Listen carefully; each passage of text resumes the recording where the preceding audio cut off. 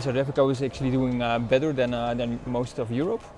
But now, yeah, just a day before we need our flight back, we get a complete different story, and now, yeah, we're stuck here because, yeah, our flight to Zurich is cancelled.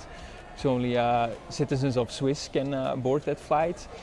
There are not a lot of options because everyone is leaving the airport at this moment. Everyone is booking, everyone wants to go to Europe or everywhere else.